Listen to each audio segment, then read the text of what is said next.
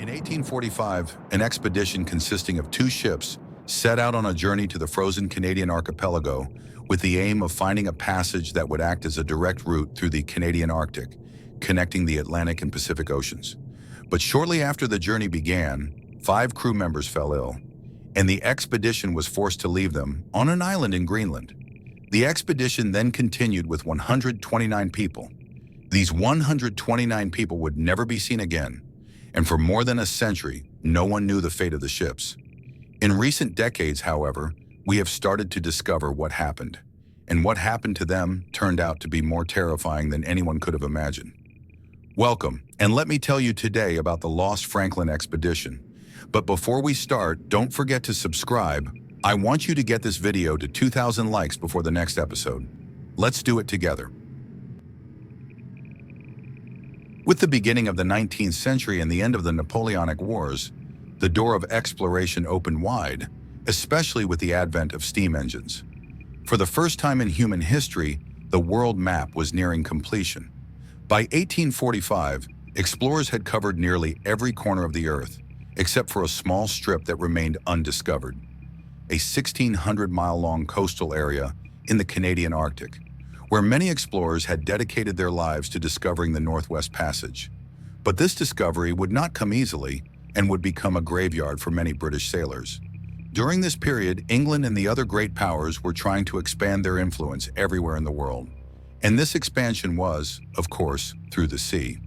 However, they always faced the problem of the Americas, which formed a natural sea barrier. Since the Panama Canal was not yet in existence, this meant that ships had to take the long road around South America and then back up into the Pacific Ocean.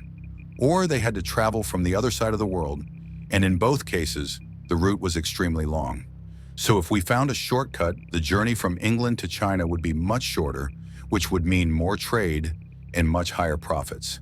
This made finding a shortcut an extremely important goal for the Royal Navy. Therefore, in the early 19th century, the Navy launched a large number of expeditions to chart this route, but none of them reached what they were searching for. In the mid-19th century, the Royal Navy decided to make one final attempt, an expedition heading west towards Lancaster Sound and then turning south for about 1,670 kilometers. It was a very difficult journey, but whoever succeeded would gain fame and glory. But who would lead this mission? The Navy was unable to decide.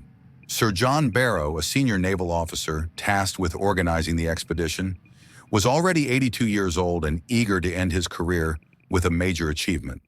But who could lead such a difficult expedition? The first person Barrow considered was the famous polar explorer Sir William Edward Parry, who was born in Wales in 1790. In 1827, he set the record for reaching the farthest point north.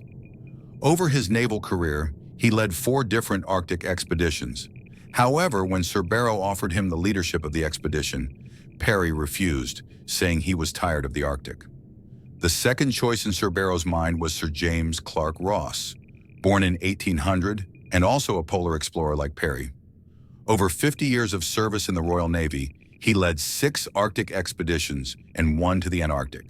However, when Barrow offered him the command, Ross also refused, explaining that he had recently married and promised his wife he wouldn't go on any more dangerous Arctic missions. The third option was a young captain named James Fitzjames. While in Singapore, he had met George Barrow, the son of Sir Barrow. It's unclear exactly what happened, but Fitzjames apparently paid people to cover up something George had done, something that would have deeply embarrassed his father. Sir Barrow then helped him rise quickly in the Navy, and he reached the rank of ship commander by the age of 29. Despite Sir Barrow's obvious favor, the Navy rejected Fitzjames as the expedition leader, arguing he lacked sufficient experience. The next candidate was Captain Francis Crozier, born in Ireland in 1796 to a humble family. He was a close friend of Captain Ross. Over 38 years in the Royal Navy, Crozier participated in 6 polar expeditions. He was well suited for this mission, but there was one obstacle. Crozier was Irish and from a modest family, not the aristocracy. The British didn't want the honor of charting the final point on the world map and opening the most important sea route to go to an Irishman, so they made Crozier the second in command. Finally, the 5th choice was Sir John Franklin, who was 59 years old at the time and had served in the Navy for nearly 45 years. He was born in 1786 to a well-off family and was the only one of his siblings to join the Navy, where he rose through the ranks year after year while participating in many battles, including the French Revolutionary Wars and the Napoleonic Wars. Franklin was known among his men for being religious, kind, and caring. This expedition was a golden opportunity for him to correct past mistakes, and he agreed to lead. Thus ended the search for an expedition leader, with the Royal Navy finally settling on Sir John Franklin as the commander, Francis Crozier as the second in command, and James Fitzjames as the third. The ships chosen for the expedition were the best for the task. The main ship, HMS Erebus, was a combat ship from the Hecla class, modified specifically for Arctic expeditions. It was built in 1826, 32 meters long, and carried 67 sailors. The second ship, HMS Terror, was slightly older, built in 1813 as a combat vessel from the Vesuvius class, and similar in size and armament to Erebus. These ships were chosen because combat ships were designed to launch heavy mortar shells, and therefore had reinforced hulls, making them more capable of withstanding the ice of the Arctic. In addition, the ships were equipped with the latest technology available at the time. They were the first in the Royal Navy to be equipped with steam engines, which provided 25 horsepower and allowed the ships to travel at a speed of 4 knots, 8 kilometers per hour. On May 19, 1845, the expedition set off on its long journey with 134 people on board and supplies sufficient for 3 years, including 2 tons of tobacco, 7,500 liters of alcohol, and a library containing 1,200 books. The most important modern technology they brought was canned food, 16,000 cans, enough to last for 3 years, and possibly even 5 if rations were reduced. The expedition departed from London, heading north towards Scotland, then across the Atlantic to the whale hunting islands off Greenland's western coast. Before reaching Greenland, 5 crew members fell ill and were discharged, the only ones to survive. The remaining crew wrote their final letters to their families in England, expressing their excitement about embarking on the most important journey of their lives. On July 12, 1845, the expedition set sail with 129 men. 2 weeks later, a group of whale hunters spotted them in Baffin Bay. This was the last time anyone would see the expedition's ships or men. Sailing in the Arctic is slower than anywhere else on Earth, even in summer, as the channels and waterways are filled with ice. Ships have to push large ice blocks out of the way as they move slowly to avoid damaging their hulls. In the first year, the expedition traveled about 800 miles circling Cornwallis Island, but finding no passage. As winter approached, they returned to Beechey Island, just 350 kilometers from Baffin Bay, the point where they started. Despite the challenges, they considered the first year a success, as they had ruled out one region as having no passages. In winter, the freezing Arctic waters forced the ships to seek refuge in a small bay between Beechey and Devon Islands. The crew lowered the sails, covered the ships with canvas, and insulated the sides with snow, creating a slightly warmer environment to endure the winter. Morale was high, as they had made good progress before the water froze, and they still had plenty of food and drink. However, during the first winter from 1845 to 1846, 3 crew members died and were buried on Beechey Island. Their bodies were discovered in the 1980s, remarkably preserved for over a century by the ice. Examination of the bodies revealed they had died of tuberculosis or scurvy, but this was not the only problem. It turned out the initial 5 men left behind were also suffering from tuberculosis, indicating the disease was already widespread among the crew from the start. As the ice melted in the spring, the ships were freed, and the expedition continued south toward an area known as King William Land, on the edge of the known regions at that time. When the expedition reached a crossroads at the King William Strait, Franklin had 2 choices: go south, hoping it was indeed an island with a southern passage, or head west, hoping to clear the strait before winter. Franklin, not wanting to risk finding a dead end to the south and having to backtrack, chose to go west, a decision that turned out to be his biggest mistake.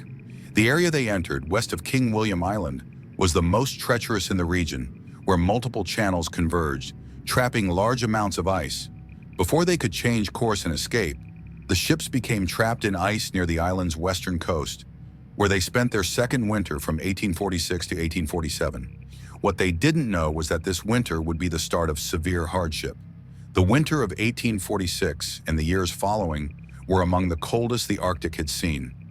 To make matters worse, the ice around King William Island did not thaw in the summer of 1847, nor in June, July, or even August, leaving the ships trapped. The crew of the Terror moved to the Erebus to stay warm and conserve their dwindling food supplies. In June 1847, Captain John Franklin died. By the winter of 1847 to 1848, the British Navy, under public pressure, launched a search and rescue mission. The Franklin expedition was in dire need of help, unknown to the Navy. The canned food they had relied on was poorly sealed, contaminated with lead, and some were not even cooked properly. As spring approached, 105 survivors, led by Captain Crozier, abandoned the ships on April 22, 1848, dragging sledges loaded with supplies and small boats toward the south of King William Island. They hoped to reach the back river, where they could use the boats to reach the nearest trading post. However, along the way, many fell ill and died due to malnutrition, scurvy, and lead poisoning. Some of the men even resorted to cannibalism in a desperate attempt to survive. Over the years, the remains of about 20 men were found scattered along the shores of King William Island, with evidence of cannibalism observed in the bones. In the 1850s, the Inuit, the native people of the Arctic, reported seeing a ghost ship in groups of starving men.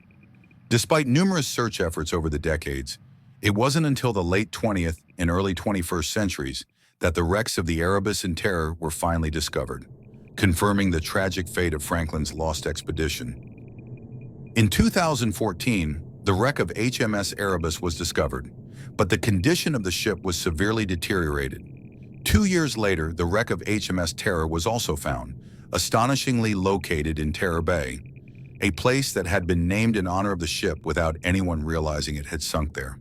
The surprising part was that the condition of the ship was excellent, and the initial dives uncovered a vast collection of artifacts. However, in 2020, the entire exploration process was halted due to the COVID-19 pandemic. In May 2022, the research team resumed their work, and in the coming years, new details may be revealed about the ill-fated Franklin expedition. And so, we have reached the end of the story. I'm waiting for your opinions.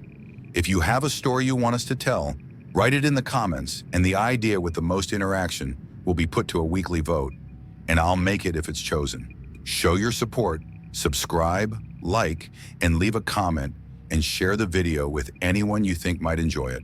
I'll see you next time with an even more thrilling story than the last one. Goodbye.